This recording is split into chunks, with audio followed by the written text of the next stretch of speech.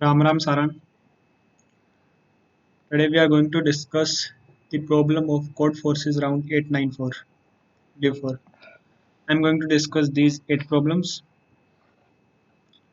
Let's solve problem A.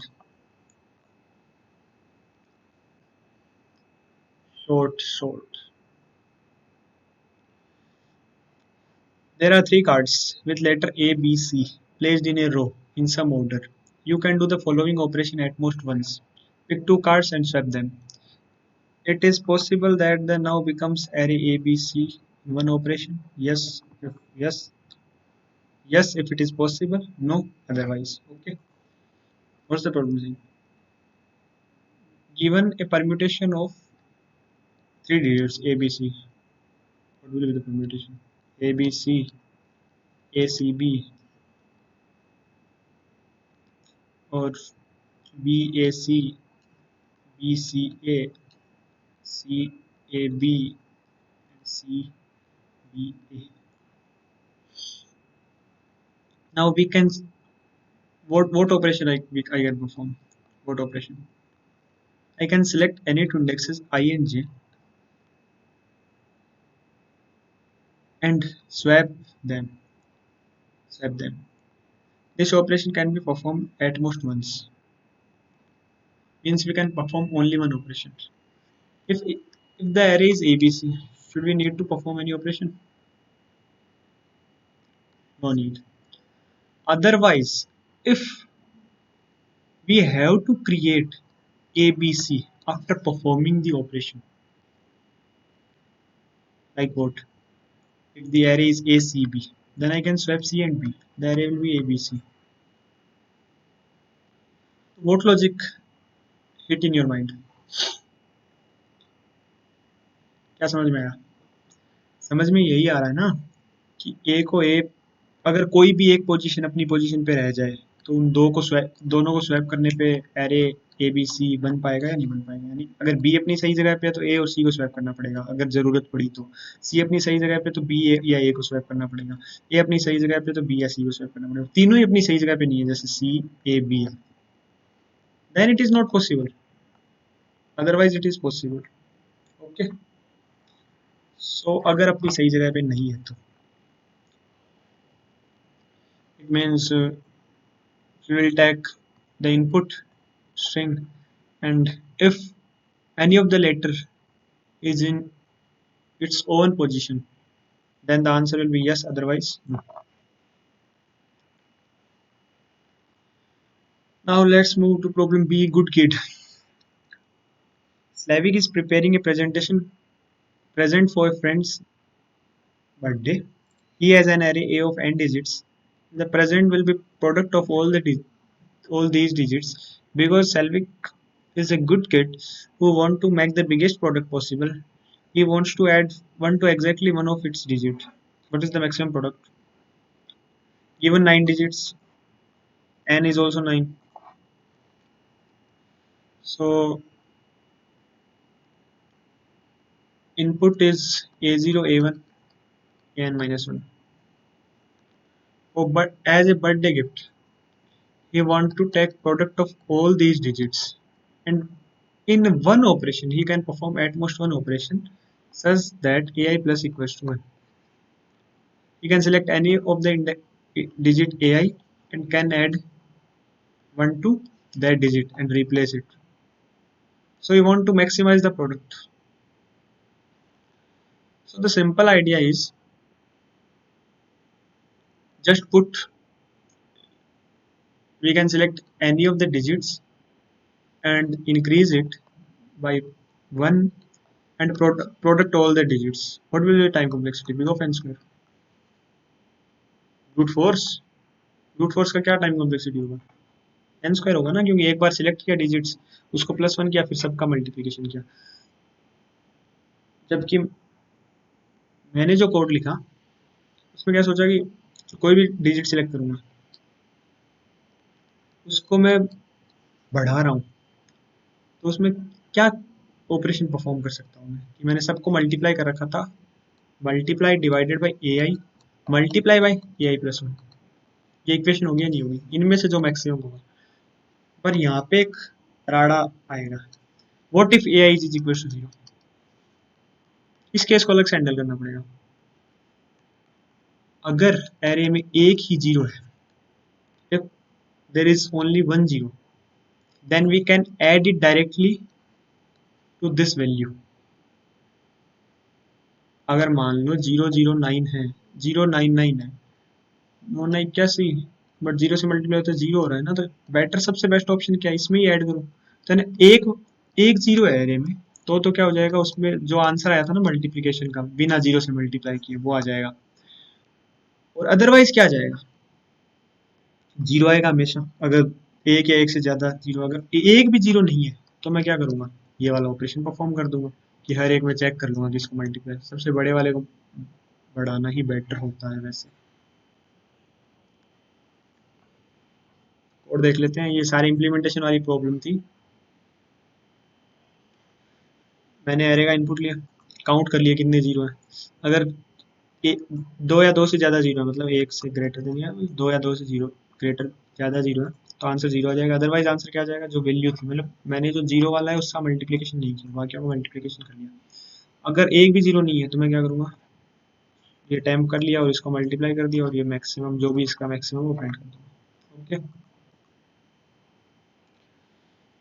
Now let's move to the problem C, target practice. Let's read the problem A.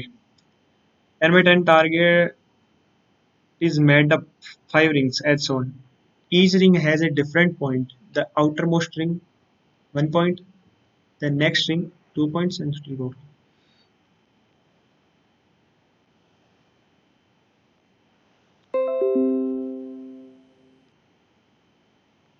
Fired several arrows. One of the contestants fired several arrows at the target. Help him determine how many points he got. So what is the input? The input consisting of multiple test cases. The first line of each test case is the number of test cases. Each test cases consists of 10 lines. Each contains 10 characters. Each character is in the grid is either X representing an arrow, otherwise dot representing no arrow. Means the input is of 10 multiplied by 10 characters, and if the character is X, means a arrow hits there, hit there, hits there, जो भी है। English को यार अपने आप सही कर लो, आप इंग्लिश बोलने की ट्राई कर रहा हूँ, नहीं हो पा रहा मेरे से। सो मेरे को टोटल स्कोर कैलकुलेट करना है। अपना जो एरो वाला बोर्ड है ना, वैसा दिखता है। तो यार इसमें देख के जब 1 पॉइंट कब होगा, तो मेरे को बता सकता है क्या कंडीशन निकलेगी अगर ये यहाँ पे है, यहाँ पे है। मीन्स जो भी कोऑर्डिनेट, मान लो x, y पे हिट हुआ, कोई भी कोऑर्डिनेट पे x, y पे एरो हिट हुआ, तो कोई चेक करके बता सकता है क्या x, y पे जो एरो हिट हो रहा है, x, y पे जो एरो हिट हो रहा है वो कौन से में, 1 वाले से बिलोंग करता है, 2 वाले से, 3 वाले से, 4 वाले से, 5 वाले से। अगर x1 अगर या तो पहली लाइन में आ जाए x, या फिर लास्ट लाइन में आ गया, ये रो है ना x, तो इज इक्वल टू 1, या फिर x इज इक्वल टू 10 में आ गया, या फिर y इज इक्वल टू 1, या फिर y इज इक्वल टू 10 में आ गया। इन इन चारों में से एक भी कंडीशन सही हो गई तो उसमें क्या ऐड होगा, जो मतलब ये किसकी तरह काम करेगा, 1 की तरह काम करेगा। अगर ये कंडीशन नहीं है कहीं भी, तो अपर किस में उतरेंगे, इस वाले में उतरेंगे कि अगर x क्या हो जाए, 2 हो जाए, या फिर x क्या हो जाए, 9 हो जाए, और y क्या हो जाए, या फिर y क्या हो जाए, 2 हो जाए। y भी तो 2 हो सकता है क्योंकि x की वैल्यूज बदल सकती है।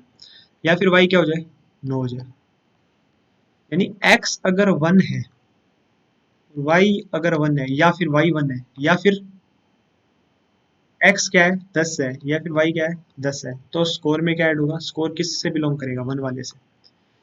अगर ये नहीं है और x अगर क्या है, 2 है, y क्या है अगर 2 है, x अगर क्या है, 9 है, या फिर y क्या है, 9, इन चारों में से एक भी कंडीशन सही है तो 2 वाले से बिलोंग करेगा। 3 वाले से कब बिलोंग करेगा, जब x 3 है, ये पैटर्न दिख गया होगा, x 3 है, y 3 है, और x क्या है, या फिर x क्या है, 8 है, और y क्या है, 8 है। तो इस 3 वाले से 4 वाले से कब बिलोंग करेगा, x 4 है, y 4 है, या फिर x क्या है, 7, और y क्या है, 7। इन चारों में से एक भी कंडीशन सही है ना, तो 4 वाले से बिलोंग करेगा, 3 वाले से, 4 वाले से सॉरी ना।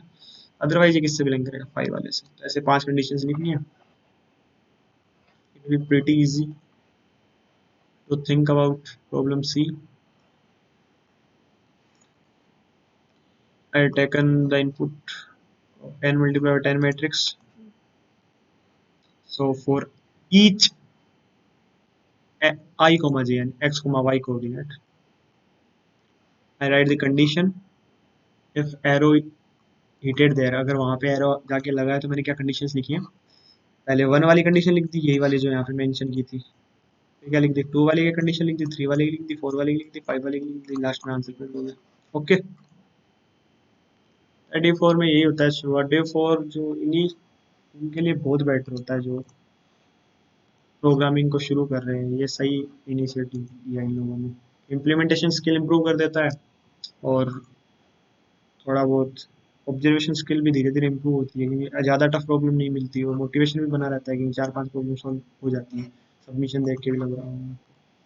B, you are given a stripe of paper S that is n cells long.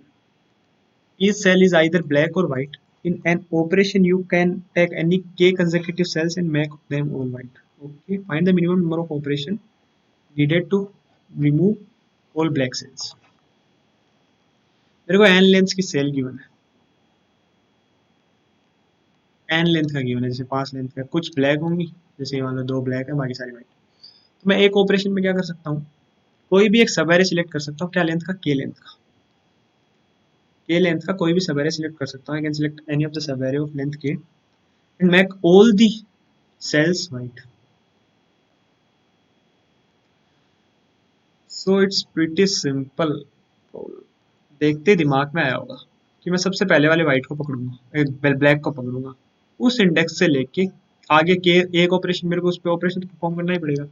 के तक की सारे इंडेक्स को मैंने वाइट बना दिया। अब मेरे को इनके बीच से कोई मतलब नहीं है, मैं डायरेक्ट आगे जंप करूंगा और फिर मैं वापस ब्लैक को ढूंढूंगा, जहाँ पे भी ब्लैक आया ना वहां से लेके के तक का वो वाइट बना चुका, 2 ऑपरेशन, और फिर वापस यहाँ पे चलूंगा। तो कोड देखते हैं सीधा, ग्रीडी सॉल्यूशन दिमाग में आ गया होगा direct.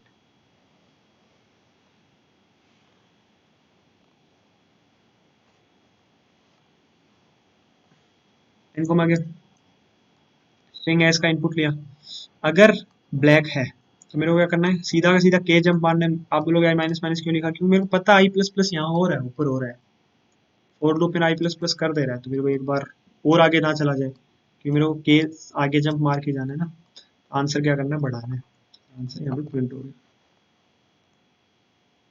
A B C D solve. Now let's move to the problem B, building an aquarium aquarium aquarium ही पढ़ेंगे इसको। एक्चुअली यार मैं इसीलिए बोलता हूँ कि जो आप बोलते हो ना कि इस रेटिंग पे है तो क्या करना चाहिए, कौन सा टॉपिक सीखना चाहिए, डायरेक्टली अगर आप न्यू भी हो, आप डायनेमिक प्रोग्रामिंग सीखने जाओ, कोई मतलब नहीं उसका।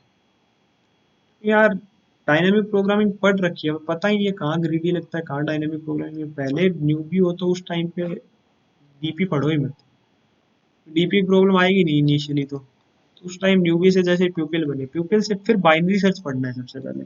बाइनरी सर्च की प्रॉब्लम्स जैसे जनरली होती है ना, जो सी प्रॉब्लम, वो बाइनरी सर्च से रिलेटेड आती है, फिर ग्रीडी रहती है। बाइनरी सर्च उस टाइम पढ़ लेना चाहिए स्पेशलिस्ट बनने के लिए, फिर डायनामिक प्रोग्रामिंग पढ़ो, तब तक आपके ऐसे ग्रीडी सॉल्यूशन जो भी होता है, जो मतलब 1600 या 1700 से कम की रेटिंग का होता है, वो आपके दिमाग में आ जाएगा। सो आपको पता चलने लगेगा कहाँ डीपी लगेगी, कहाँ डीडी लगेगी।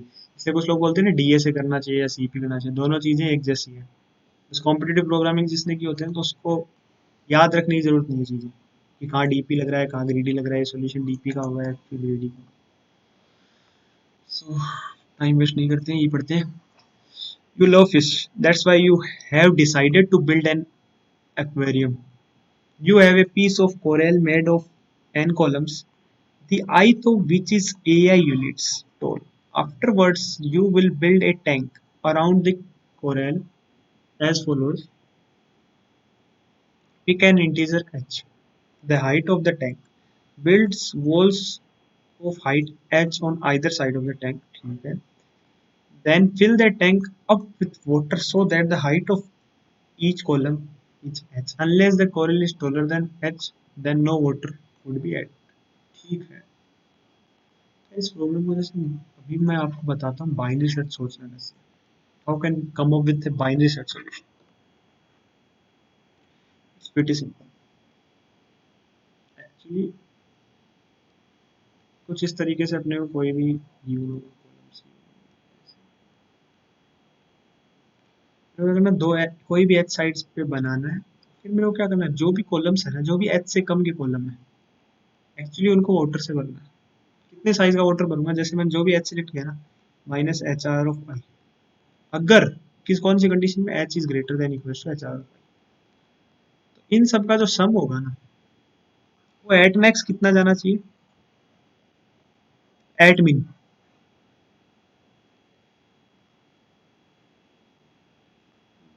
अच्छा ओके ओके,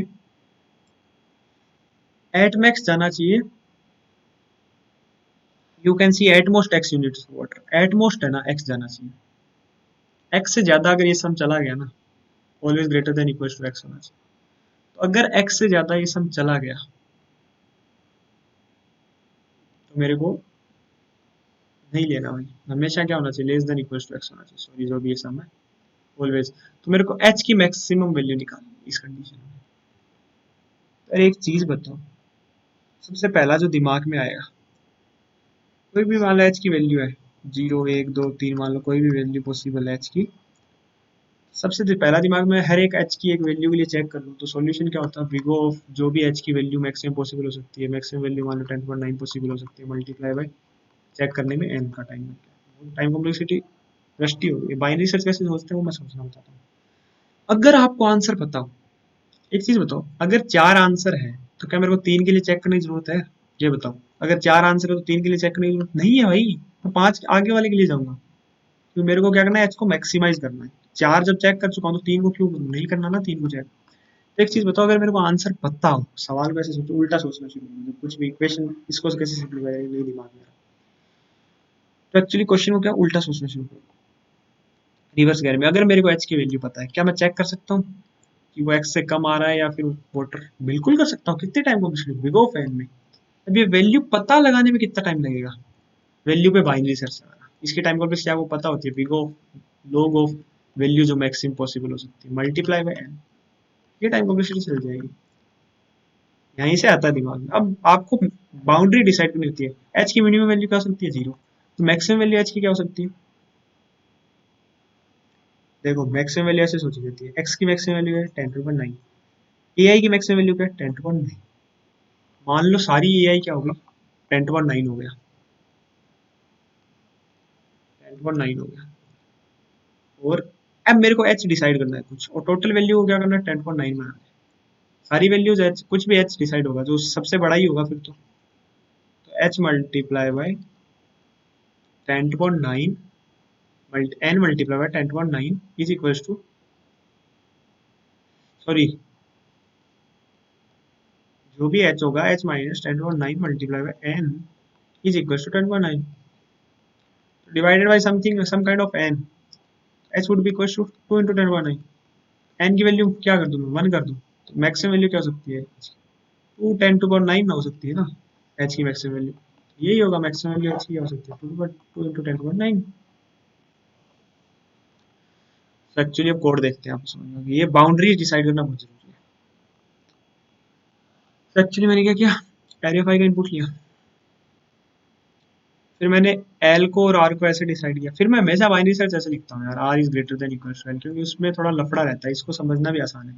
मैं क्या करूंगा, देखो इसको अच्छे से देखना, ये मान लो मैं बाइनरी सर्च पढ़ाई हूँ, actually mid is equal to R plus L by 2 किया। अब मैं इस पे चेक करता हूँ, यही करते हैं बाइनरी सर्च में, यही तो करते हैं, दो वैल्यूज हैं एल से आर, इस बीच वाले को चेक कर लेता हूँ, अगर इस पे आंसर नहीं है तो मतलब आगे तो आंसर लाई करेगा ही नहीं, इनमें लाई करेगा, यही तो।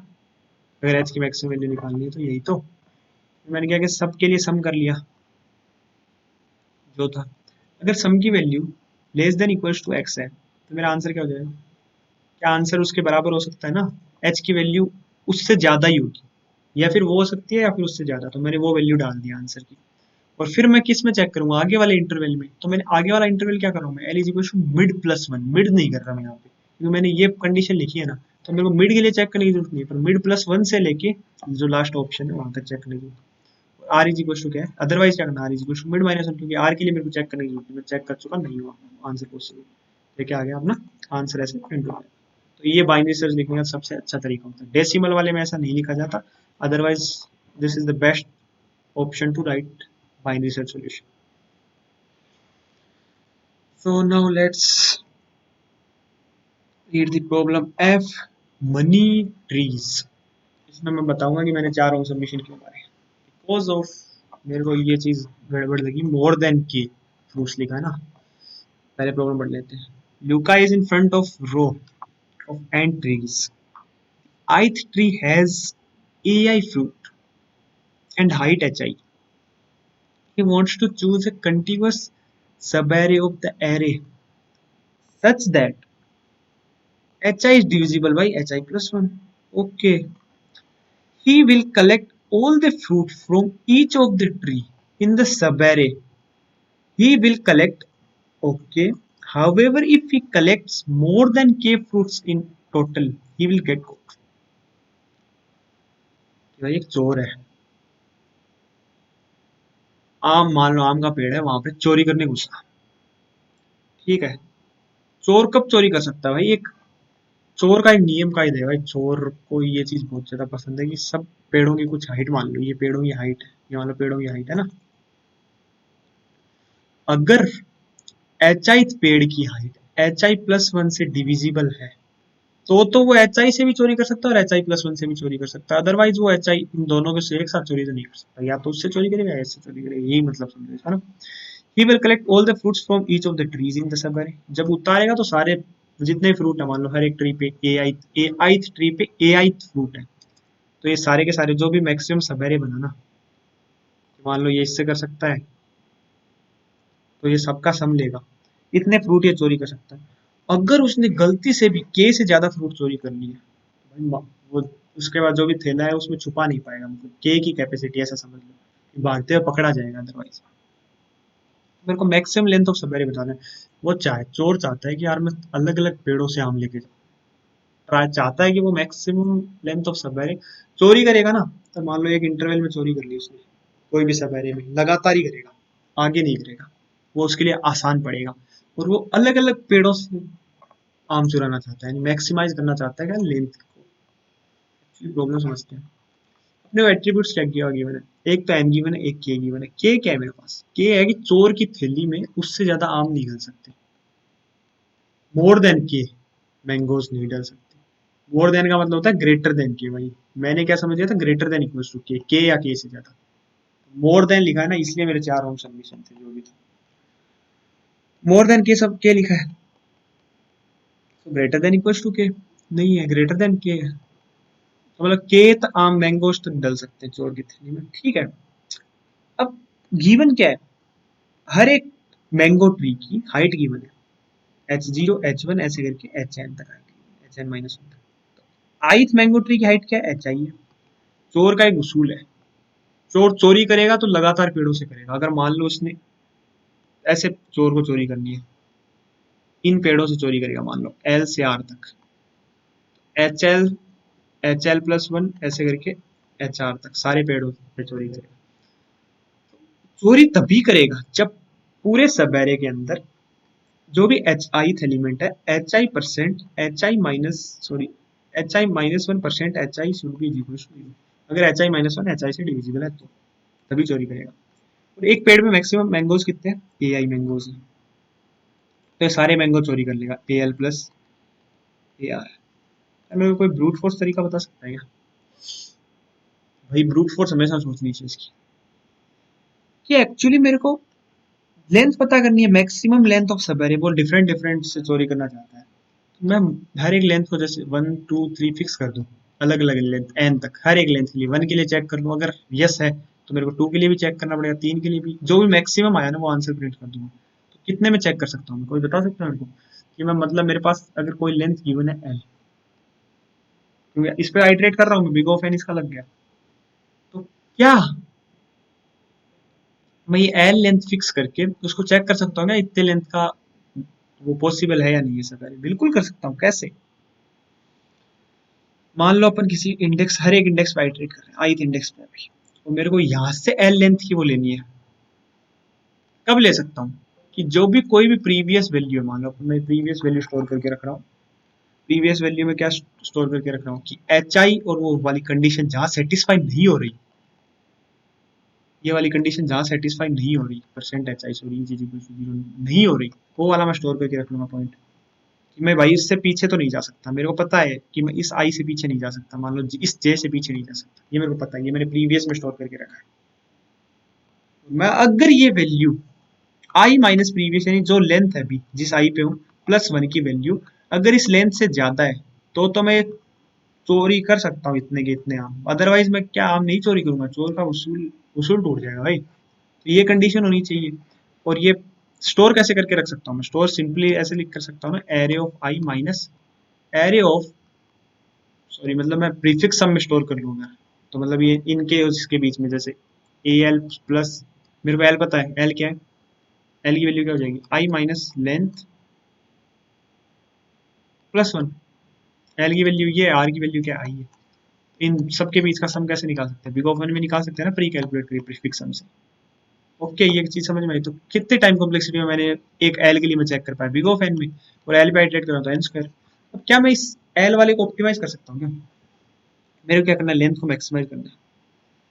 अगर कोई कंडीशन दो लेंथ के लिए सही हो रही है तो वो एक लेंथ के लिए सही होगी या नहीं होगी? मान लो कोई कंडीशन एल लेंथ के लिए सही हो रही है तो क्या वो एल माइनस वन के लिए सही होगी? बिल्कुल होगी। पर एल प्लस वन के लिए भी सही हो सकती है, अगर कोई भी कंडीशन मतलब एल के लिए सही होगी ना, तो मैं फिर आगे पे चेक करने जाऊंगा, इससे पीछे वाले के लिए चेक करने की जरूरत नहीं, मतलब इस पे भी क्या लगा सकता हूँ, बाइनरी सर्च। वही अगर मेरे को आंसर पता हो, एल की वैल्यू पता है, तो मैं निकाल सकता, निकाल पाया ना, निकाल पाया।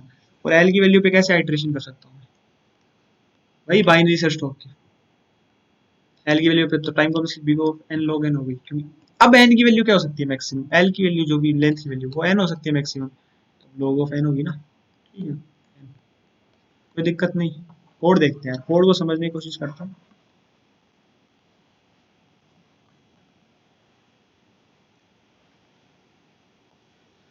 एक्चुअली मैंने क्या लिखा, एन और के का इनपुट लिया है, फिर मैंने एरे का इनपुट ऐसे लिया है, देखो यार, प्रीफिक्स सम स्टोर करने के लिए एरे ऑफ जीरो को कर दिया वन से लेके, ये प्रीफिक्स सम में स्टोर करने के लिए, ताकि मैं मान लो एग्जैक्टली के इंडेक्स पे हूँ, मेरे को के लेंथ को सम करना है, तो पहले के का ही कर रहा हूँ, तो वो आउट ऑफ बाउंड नहीं, अलग से कंडीशन ना लिखनी पड़े इसलिए। तो ये आप कैसे भी लिख सकते हो, आपकी मर्जी, प्रीफिक्स सम स्टोर किया है, एच आर आर का इनपुट लिया है। फिर मैंने क्या किया है, इसको भी भूल जाओ, एल को, एल कहाँ से कहाँ तक हो सकता है, या तो एक भी लेंथ नहीं है, वो तो आंसर जीरो पहले से ही डला हुआ है, या फिर आंसर कहाँ से वन से लेके एन तक हो सकता है, तो मैंने ये डाल दिया। आर इज ग्रेटर देन कुछ मिड डाल रहा है, ठीक है, मिड को लिया मैंने, किसी भी वैल्यू पे पूछा जो एल डिफाइन करा था मिड वो हो गया। प्रीवियस क्या बता रहा है मेरा, प्रीवियस बता रहा है जिस इंडेक्स पे उसकी वो कंडीशन सेटिस्फाई नहीं हुई, कौन सी वाली कंडीशन, एच, ये वाली जो प्रॉब्लम में गिवन थी ना, एच आर और ऑफ आई है ना, ये वाली कंडीशन जिस पे सेटिस्फाई नहीं हुई, वो प्रीवियस में डलता जा रहा है। ओके, और अदरवाइज क्या, मेरी लेंथ निकाली मैंने आई माइनस प्रीवियस प्लस वन, अगर लेंथ मिड से बड़ी है, जो मैं डिफाइन कर रहा हूँ, चेक कर रहा हूँ, मिड के लिए चेक कर रहा हूँ ना, कर रहा हूँ, तो मेरे को क्या करना है, ये वैल्यू स्टोर कर लेनी है, I plus one minus array of I minus mid plus one. ये होगा एक्चुअली कहाँ से कहाँ तक का सम, आई माइनस मिड से लेके आई तक का सम, ये एक्चुअली इससे निकलेगा, ठीक है, प्रीफिक्स सम से। ठीक है, अदर इफ वैल्यू अगर के से कम आ गई, तो मैंने सबसे पहली गलती क्या की थी, मैंने वैल्यू लेस देन के डिफाइन किया था, मोर देन के लिखा था ना, मतलब इससे के से ज्यादा, वैल्यू इज ग्रेटर देन के नहीं होना चाहिए, तो value is less than equal to K, तो आंसर में मिड हो सकता है, और अब आंसर और भी बड़ा हो सकता है लेंथ, आगे वाले पार्ट में चेक करूंगा, अदरवाइज क्या नहीं, पीछे वाले पार्ट में चेक करूंगा। अब ये कंडीशन पे फोकस करते हैं, मान लो मैं क्या कर रहा था इस पॉइंट, ये कंडीशन चेक करने के लिए मैं कहाँ से आइटरेट कर रहा था, I is equal to one से आइटरेट कर रहा हूँ मैंने, I is equal to zero index focus नहीं किया। एक्चुअली अकेला भी तो हो सकता है अगर पहले वाली वैल्यू ही मेरी के से कम हो जाए, तो पहले वाले आर्म से तो वो चोरी कर सकता है बिना कोई कंडीशन चेक किए, कर सकता है, तो आंसर क्या हो सकता है, वन हो सकता है, ये वाला हो सकता था ना आंसर वन। तो ये एक बेस केस हो गया इसका, इसको बेस केस बोल सकते हैं, array of I less than equal to K है, तो आंसर क्या हो जाएगा, वन हो जाएगा, ये बेस केस हो सकता है। ठीक है, एक्चुअली ये भी बाइनरी सर्च की बहुत अच्छे दो प्रॉब्लम थे, मैं बोलूंगा ई और ई एकदम बेसिक बाइनरी सर्च का प्रॉब्लम था, एफ को थोड़ा सा घुमा के वही बाइनरी सर्च लगना था। तो बाइनरी सर्च की अच्छी प्रैक्टिस के लिए E and F are good problems. Now let's move to problem G. You are given a string S made up of with characters A and B. Initially, you have no coins. You can perform the two type of operation. Pick a string AB, change it to BC, and get a coin. Pick up a string BA, change it to CB, and get a coin. Okay. What is the most number of coins you can obtain? A string of length 2 is a sequence of two adjacent characters of a actually problem क्या होगा, given क्या होगा, एक string S given होगी, input input में string में क्या होगा, ए और बी की कैरेक्टरिस्टिक होगी। टेस्ट केसेस देख के थोड़ा समझ लो कुछ।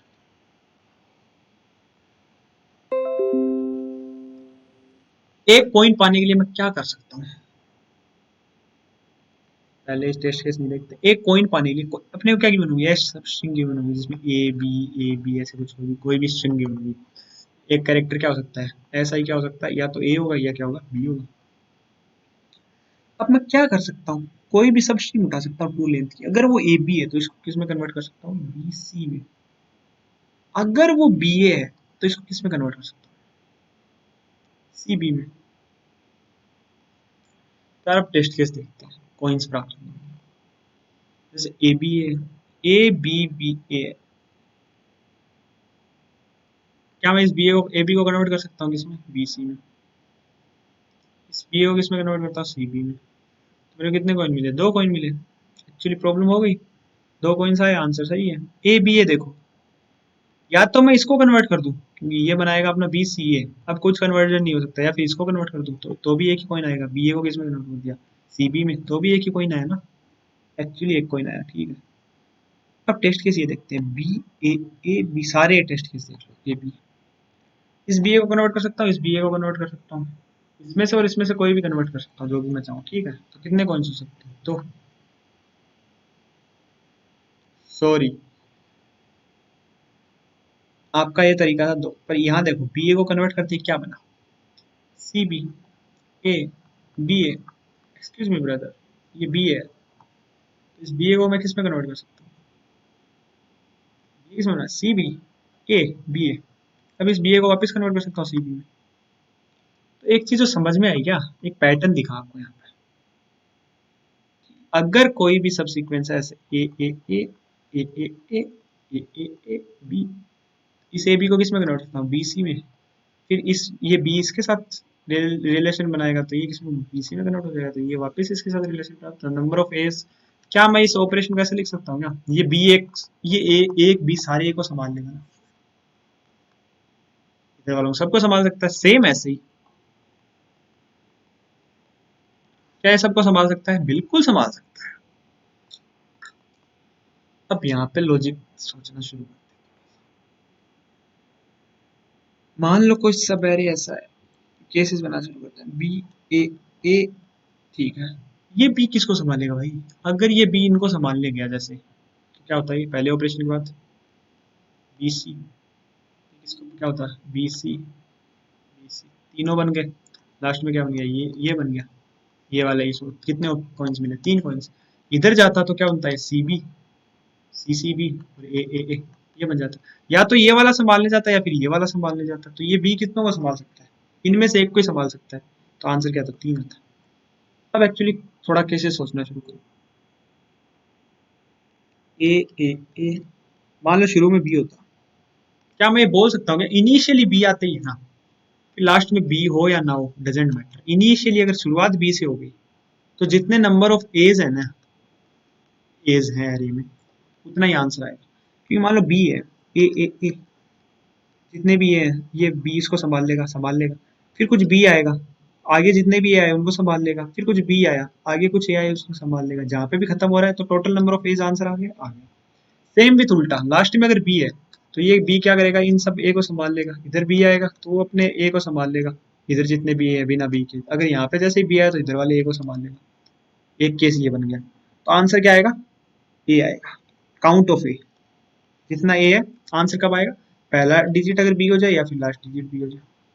अब एक केस और बनेगा, अगर मान लो कहीं पे दो मल्टीपल बी आ गए, बाकी सारे ए है, ये बी किसको संभालने जाएगा, इधर वाले को, ये बी किसको संभालने जाएगा, इधर वाले को। इस सीक्वेंस को क्या ब्रेक कर सकता हूँ क्या मैं कहीं भी, मान लो इस सीक्वेंस को अलग अलग से हैंडल कर लेता, इधर को यहाँ पे ब्रेक कर दिया, तो अब मेरा पहले वाला केस नहीं बन गया क्या, अलग अलग से हैंडल करो, इसका आंसर और इसका आंसर जोड़ दूंगा, इंडिपेंडेंट ही तो है, लगातार बी आ गया तो बिल्कुल आएगा।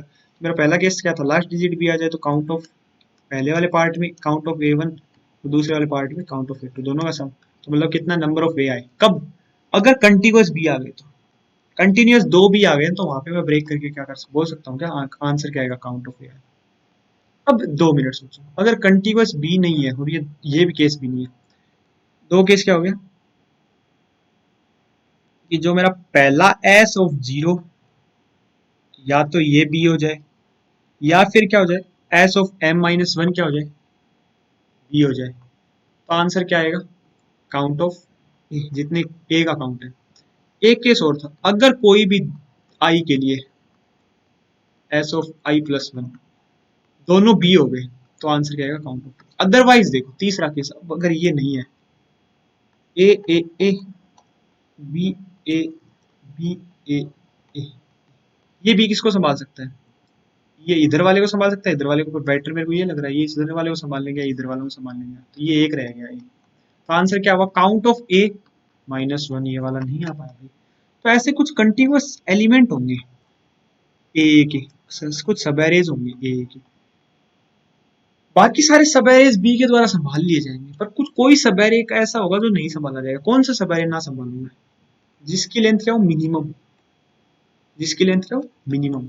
एक्चुअली मैं क्या देखूंगा, सारे सब एरेज देख लिए मैंने जितने भी ये हैं कंटिन्यूअस, जितने भी ये हैं जिसकी लेंथ मिनिमम है ना, वो वाला काउंट ऑफ ए में से घट जाएगा और वो आंसर प्रिंट हो जाएगा। एक्चुअली यही आइडिया था इसके पीछे। अब आप बोलोगे इसमें कैसे पेनल्टी खाली, मैंने बताऊं क्या देखा, मैंने ये देखा, ये बी वाला ये जो टेस्ट के साथ होता है ना, वो नहीं सोचा था, ऐसे चार वाला सोच लिया। मैं क्या कर रहा था, लास्ट वाला सब एरे और ये वाला, इन दोनों में से जो भी मिनिमम था ना वो घटा रहा था, जो कि एक्चुअली रॉन्ग था। क्या किया मैंने, इनपुट लिया, थोड़ा सा मैंने इम्प्लीमेंटेशन बहुत खराब तरीके से लिखा है इसका, मैं बोल सकता हूँ। वैक का इनपुट लिया, कंटिन्यूअस में काउंट कर रहा हूँ, एक जितने भी कंटिन्यूअस है, और बी को भी काउंट कर रहा हूँ, तो अगर काउंट ऑफ बी को माइनस के तौर पे डाल रहा हूँ, जो भी मैं लगातार बी है उनको, और ए को ऐसे डाल रहा हूँ, ठीक है, तो ये मेरा यहाँ पे डल गया। अब एक्चुअली क्या है, एम मैंने साइज कैलकुलेट कर दिया, अगर लास्ट वाली डिजिट जीरो है, ये ऐसे डिफाइन किया मैंने, यार मैं बोलूंगा यार मैंने बहुत खराब इम्प्लीमेंटेशन लिखा है, क्योंकि लास्ट वाले अगर शुरू ऐसा भी तो होता है ना, मैं पहले ऐसा सोच रहा था अगर ये है तो ये दो बी को एक की तरह ही काम करेंगे, तो ना इसलिए मैंने लास्ट में अगर दो बी है ना तो उनको एक डिफाइन किया, इसकी जरूरत नहीं थी। मैंने क्या किया, चेक को फॉल्स कर रखा है, चेक को ट्रू चेक करने जाऊंगा मैं, जो भी vec of I greater than zero है, तो मतलब ये आंसर क्या बता रहा है मेरा अभी तक, काउंट ऑफ ए ही तो करके दे रहा है लगातार वाले सारे, और मिनिमम मैं स्टोर करता जा रहा हूँ, बिल्कुल करता जा रहा हूँ। अगर वैक ऑफ आई कहीं भी माइनस दो वाला, मतलब माइनस दो का मतलब माइनस दो या माइनस दो से कम हुआ, तो लगातार दो या दो से ज्यादा बी है, तो मेरे को चेक क्या कर देना है, ट्रू। अगर चेक जैसे ही ट्रू हुआ तो मेरा आंसर क्या आ जाएगा, आंसर आ जाएगा। अदरवाइज मेरा क्या करना है, इन दोनों में से मिनिमम लेना है। मैं एक ये भी मिनिमम ले रहा था, जैसे जो मैंने पहले कंडीशन लिखी थी ना, ये वाली नहीं लिखी थी, बस इतना इतना चेंज किया। इस कोड को और बेहतर तरीके से लिखा जा सकता था, जैसे मैंने आइडिया बताया ना आपको, ये कंडीशंस लिख के इस स्टाइल में लिख लेना, तो इम्प्लीमेंटेशन एक्चुअली बेटर होगा। फिर मैंने क्या कर दिया, यहाँ पे प्रिंट कर दिया, काम दोनों एक ही चीज़ कर रहे हैं, पर वही है, कोड को थोड़ा बेटर तरीके से लिखना ज़्यादा अच्छा था। Now let's move to the problem H, mad city. Problem का नाम क्या भाई, मैड सिटी, पागल शहर, यही होता है क्या मैड, ये नाम नहीं पढ़ रहा मैं।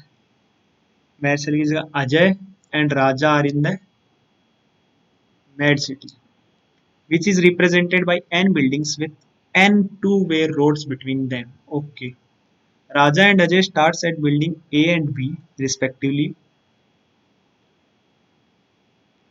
Ajay wants to catch Raja.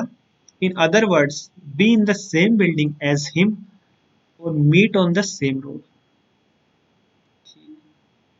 During each move, they choose to go to an adjacent building of their current one or stay away in the same building because Raja knows Ajay so well.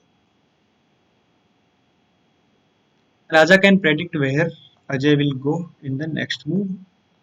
Raja can use this information to make his own. Means Raja is more smart. Okay. They start and end the move at the same time. Okay. It is guaranteed that any pair of the building is connected by some path, and there is at most one road between any pair of building.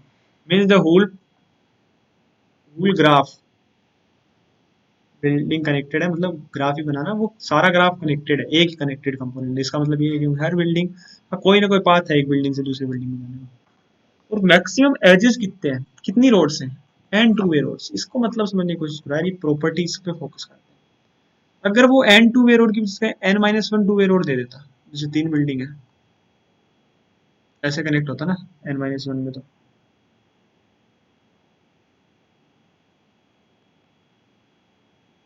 जैसे मान लो ये हो जाता जैसे मान लो ऐसे connected एक दो तीन एज में चार कनेक्ट हो रहे हैं तो ये तो सारे कनेक्टेड कंपोनेंट्स हो और एन माइनस वन एज हो तो इसकी किसकी प्रॉपर्टी होती है ट्री की प्रॉपर्टी होती है ट्री मतलब नो साइकिल हमें तो एन एज दे दी मतलब एक एक्स्ट्रा एज और तो कम से कम कितनी साइकिल होंगी कम से कम क्या साइकिल नंबर ऑफ साइकिल्स कितने होंगे मेरे को ये बता दो एक साइकिल्स होंगी एन एज मतलब कितनी साइकिल्स होंगी ग्राफ में एक साइकिल अब राजा अजय राजा को कैसे पकड़ सकता है अगर पूरा ट्री होता क्या मैं बोल सकता हूँ अजय राजा को कहीं ना कहीं पकड़ ही लेता क्या मैं ये चीज बोल सकता हूँ मान लो राजा यहाँ बैठा है अजय क्या राजा की तरफ भागने की कोशिश करता एक मुंह में यहाँ चलता राजा कहाँ चलता भाई इससे दूर जाने की कोशिश करता ना दूर जाता कहीं ना कहीं कोने में जाके फंस जाता एक्चुअली कोने में जाके कहीं ना कहीं फंस जाता क्योंकि अजय राजा की तरफ बढ़ता कहीं ना कहीं पकड़ लेता उसको ओके पर एक साइकिल में मान लो एक साइकिल में घूम रहे हैं अब कोई अंत नहीं है भाई राजा भागे जा रहा अजय भागे जा रहा है इसके पीछे एक ना एक मुंह कहीं कोने में नहीं फंस रहा तो एक्चुअली राजा किस में घुसने की कोशिश करेगा राजा क्या कोशिश करेगा कैसे भी करके मैं एक साइकिल में घुस जाऊं राजा यही तो कोशिश करेगा कैसे भी करके मेरे को साइकिल में घुस जाना है राजा साइकिल में घुसने की कोशिश कर रहा है और अजय चाहता है कि राजा साइकिल में घुसने से पहले मैं उसको पकड़ लूं अजय ये चीज चाहता है तो राजा क्या करेगा साइकिल में घुसने की कोशिश करेगा ये तो बोल रहा हूँ ओके अब एक चीज बताओ क्या क्या केस हो सकते हैं कितनी साइकिल है ग्राफ में ऐसा कुछ ग्राफ है कितनी साइकिल है ग्राफ में कितनी साइकिल है ग्राफ में एक साइकिल है अगर दोनों नोड इसी साइकिल में आ जाए दो नोड्स है अपने पास ए और बी ए मतलब इनिशियली जो अजय की पोजीशन थी बी मतलब जो इनिशियली राजा की पोजीशन थी है ना तो एक्चुअली मैं बोल सकता हूँ क्या दोनों अगर साइकिल में ऑलरेडी अगर ए इज इक्वल टू बी एक तो केस ये बताओ ये खत्म करते हैं भाई ए और ए इज इक्वल टू बी अगर पहले ही दोनों सेम बिल्डिंग में तो अजय वहीं राजा को पकड़ लेगा खेल खत्म आंसर क्या राजा कहीं बच सकता है नहीं बच सकता तो आंसर नो आ जाएगा ठीक है अगर दोनों साइकिल में है और सेम पोजीशन पे नहीं है दोनों साइकिल में मान लो साइकिल नाम का एक एरे बता रहा है मेरे को क्योंकि मैं साइकिल तो बता ही सकता हूँ कौन कौन से नोड साइकिल में ये चीज पता कर सकता हूँ ना डीएफएस लगा के बिल्कुल कर सकता हूँ तो अगर दोनों साइकिल में है तो आंसर क्या आएगा यस राजा भाग पाएगा भाई राजा इसको भगाता ही रहेगा पीछे अब एक केस क्या होगा दोनों ही अगर साइकिल में नहीं होते अगर मान लो राजा पहले से साइकिल में और अजय साइकिल में नहीं है तो भी क्या मैं बोलूंगा यस आएगा आंसर राजा क्या करेगा भागता रहेगा यानी अगर राजा साइकिल में है पहले से तो आंसर क्या आएगा यस राजा भाग लेगा और इस कंडीशन के केस में क्या आएगा नो ये ऊपर डिफाइन कर दूंगा मैं एज इज इक्वल टू ठीक है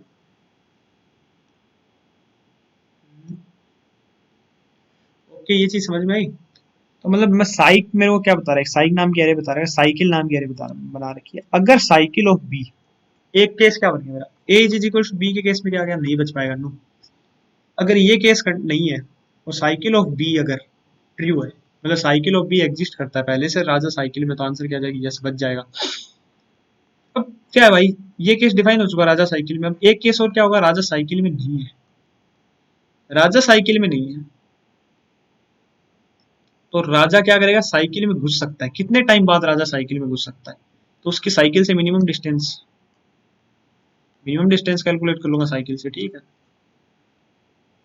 अजय क्या अजय क्या करेगा, अजय जो किस पॉइंट पे पकड़ने की कोशिश करेगा उसको, बीच में या फिर किस पॉइंट पे पकड़ने की कोशिश करेगा, जिस साइकिल वाले पॉइंट पे अजय घुस रहा है, ये मतलब मिनिमम डिस्टेंस है जो साइकिल का पहला पॉइंट है। अजय क्या करेगा, उस पे जाने की कोशिश करेगा, उस पे जाके पहले से बैठ जाता हूँ कि राजा को आने दे भाई, राजा यहीं आने की कोशिश करेगा। उस पे अगर अजय पहले चला गया तो अजय जीत जाएगा। तो अजय कोशिश क्या करेगा कि जिस पॉइंट पे राजा घुस रहा है ना मिनिमम डिस्टेंस वाले पे, उस पे मैं पहले पहुंचता हूँ। तो अजय की है ना, उससे अगर डिस्टेंस राजा की उससे डिस्टेंस इक्वल या फिर कम है तो नो आएगा, अदरवाइज क्या आ जाएगा, यस आ जाएगा। ये केस समझ में आया या नहीं आया, बोलना क्या चाहता हूँ कि अजय की डिस्टेंस, मान लो कोई नोड एनडी पे राजा घुस पा रहा है, क्या एनडी एक ही होगा, क्या ये बता सकता है क्या मेरे को,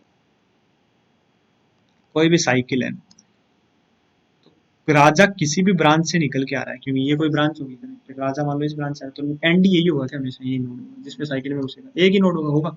अजय क्या करेगा, यहाँ पे जाके बैठने की कोशिश करेगा इससे पहले, अगर मैं यहाँ पे पहुंच पा रहा हूँ तो इससे राजा की डिस्टेंस इस नोड से, पहले ये नोड निकालूंगा किसकी मदद से, राजा की मदद से, राजा की डिस्टेंस इससे और अजय की डिस्टेंस इससे। अगर distance of Ajay is less than equals to Raja, distance of Raja, तो आंसर क्या आएगा, नो, अदरवाइज क्या आ जाएगा, यस। और अगर साइकिल में राजा पहले से, तो आंसर क्या आ जाएगा, यस। और ए इज इक्वल टू बी है, तो आंसर क्या आ जाएगा, नो। चार केसेस बना लिए मैंने, बना लिए। अब कोड देखते हैं, इसका भी मैंने थोड़ा रफ कोड लिखा है।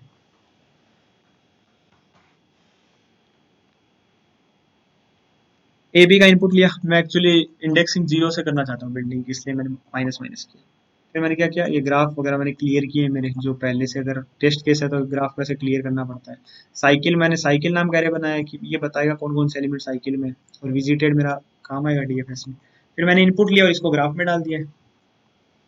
मैंने DFS of zero one minus one क्या कर रहा है, पहले ही चेक करते हैं। डीएफएस मेरा क्या कर रहा है, इसको भूल जाओ एक बार। विजिटेड वी पे क्या है, ऐसे लिखते हैं डीएफएस। अगर नोट विजिटेड नोड है तो मैं क्या कर रहा हूँ, पेरेंट ऑफ यू में डालता हूँ, पेरेंट स्टोर करता जा रहा हूँ, डीएफएस डालता हूँ। अगर विजिटेड है पहले से नोड और वो पेरेंट के इक्वल नहीं है, तो एक्चुअली साइकिल बन गई, ऐसे तो निकलती है साइकिल। इससे पहले प्री रिक्वेस्ट इसका ये साइकिल का पता चलना चाहिए, ग्राफ में डीएफएस कैसे काम करता है। तो node is equal to V से मूव करना स्टार्ट किया, और नोड अगर मैं साइकिल निकाली, फिर साइकिल निकाल लिया, मान लो साइकिल निकाल ली, और जो जो नोड साइकिल में आ रहा है उसको जीरो से मार्क कर दिया। अदरवाइज मार्क किससे कर रखा है, इंट मैक्स। इसको जीरो से कर रखा, पर इनिशियल यहाँ पे जो असाइन किया था ना, इंट मैक्स कर दिया। ये मेरा डीएफएस काम कर गया, मेरा ये काम करके दे रहा है, जो एक साइकिल है ना वो फाइंड करके दे रहा है। फिर अगर edge is equal to B था, तो मैंने आंसर क्या कर दिया, नो कर दिया। और साइकिल से बिलोंग करता है, तो पहले दो केस आ गए ना यहाँ पे, यस। मैं क्या कर रहा हूँ, डिस्टेंस निकालने की कोशिश कर रहा हूँ किसकी, ये मेरा डीएफएस और वन भी क्या कर रहा है, जो बी नोड है ना, जो राजा है, वो अपनी साइकिल का पहले तो ये नोड बताएगा मेरे को, एक तो एक क्या बताएगा, डिस्टेंस बताएगा। तो ऐसे मैंने क्या किया, डिस्टेंस निकाली डीएफएस और वन में। ये मेरा फंक्शन क्या करके दे रहा है मेरे को, डिस्टेंस निकाल के दे रहा है राजा की, जिस नोड पे राजा को साइकिल में पहली बार घुसेगा उससे। फिर मैंने क्या कर दिया, एक बीएफएस लिख दिया यहाँ पे, किस डिस्टेंस के लिए, अजय की उस नोड से डिस्टेंस, जो नोड निकाला था राजा ने, नोड किसमें शो रहा है, एनडी में, ठीक है। और अगर अजय की डिस्टेंस, मतलब अजय की डिस्टेंस राजा से ज्यादा आ गई, तो आंसर यस है, अदरवाइज क्या नो है। या फिर उल्टा लिख सकता था, less than equal to MH, जो मैंने यहाँ पे बताया था, वहाँ पे नो आ जाता, वहाँ क्या बात, यस। एक्चुअली यही प्रोग्राम था सर। मैं यही बोलूंगा, ए बी सी डी आपको इम्प्लीमेंटेशन सिखाते हैं, और कुछ नहीं। इम्प्लीमेंटेशन आपका अच्छा करेंगे थोड़ा। ई आपको क्या बता रहा है, ई एफ क्या बाइनरी सर्च है। जी मैं बताऊंगा आपको, रियलिटी बताऊं, ग्रीडी और डीपी में डिफरेंस नहीं था। देखो डीपी यहाँ नहीं यूज है, कुछ लोग यहाँ भी इसको डीपी बोलेंगे भाई, प्रीफिक्स सफिक्स, मैं नहीं बोलूंगा इसको, जिसे टैग डाल रखा है इसने डीपी एंड ग्रीडी, ग्रीडी है ये ग्रीडी और डीपी में डिफरेंस बताता है। और मैड सिटी क्या है, मैं बताता हूँ आपको, ग्राफ्स का जो बेसिक है ना एकदम, कि डीएफएस क्या होता है, साइकिल कैसे निकालते हैं, ये चीजें यूज होंगी। Actually overall a good balanced ground है for due four. Thank you everyone, मिलते हैं नेक्स्ट वीडियो में। और एक्चुअली यार मैं ये कर सकता हूँ कि बाइनरी सर्च के जैसे कुछ प्रॉब्लम्स कलेक्ट करके ये सब मैं गिट पे डाल दूंगा, ये सब मैं शेयर करूंगा। Thank you everyone.